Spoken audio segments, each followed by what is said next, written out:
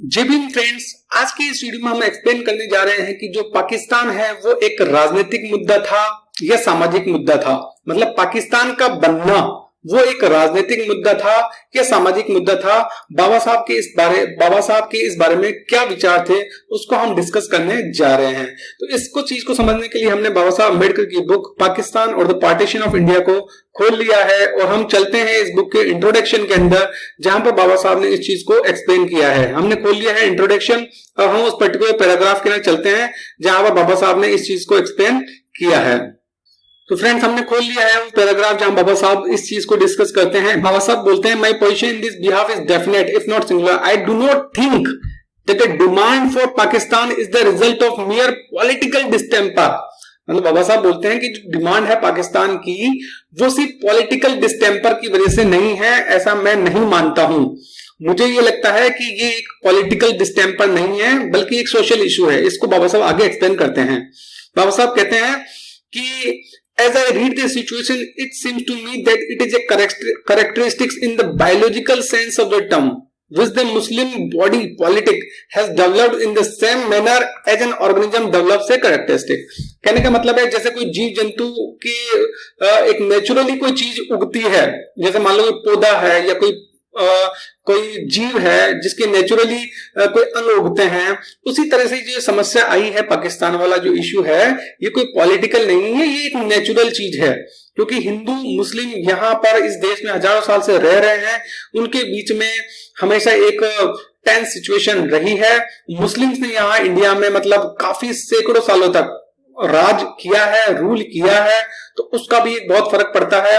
इसी कारण से हिंदूज में कहीं ना कहीं एक ये भी इमोशन है कि मुस्लिम्स ने हम पे राज किया है ना। तो कहीं ना कहीं मुस्लिम्स को ये लगता है कि कहीं ये अगर हिंदूज रूल करते हैं डेमोक्रेसी के अंदर, वो मेजोरिटी में होंगे तो ऑब्वियसली रूल करेंगे, तो वो हमारे साथ में गलत व्यवहार करेंगे, सेकंड सिटीजनशिप हमें बना के रखेंगे और ऐसा मुस्लिम्स को एक्सेप्टेबल नहीं है। तो कहीं ना कहीं जो पाकिस्तान वाला इशू है हिस्ट्री से उठ के आ रहा है, एक सोशियोलॉजिकल इशू है जो कि हिंदूज और मुस्लिम्स के बीच में है। इसी पैराग्राफ में बाबा साहब कहते हैं कि those who believe in shooting it by similes should remember. मतलब बाबा साहब कह रहे हैं कि जो लोग अपने फालतू के आर्गुमेंट्स, फालतू की सिमिल्स, मेटाफर्स यूज कर इस इश्यू को दबाने की कोशिश कर रहे हैं, वो मैं नहीं मानता कि वो कभी इसमें सक्सेस हो पाएंगे। ऐसा करना बिल्कुल बेवकूफी होगा। बाबा साहब कहते हैं कि a nonsense does not cease to be a nonsense because it is put in rhyme. कोई बकवास बात इसलिए अच्छी नहीं हो जाएगी कि उसकी तुकबंदी कर दी गई है, उसको राइम कर दिया गया है तो सही नहीं हो जाएगी, वो तब भी नॉनसेंस ही रहेगी। तो जो लोग पाकिस्तान के विरोध कर रहे हैं जस्ट बड़े लच्छेदार बातें करके कि हम इंडिया एक है, फलाना ढीमका, इस तरह की बातें करके वो कर रहे हैं, तो वो ये बातें टिकेंगी नहीं।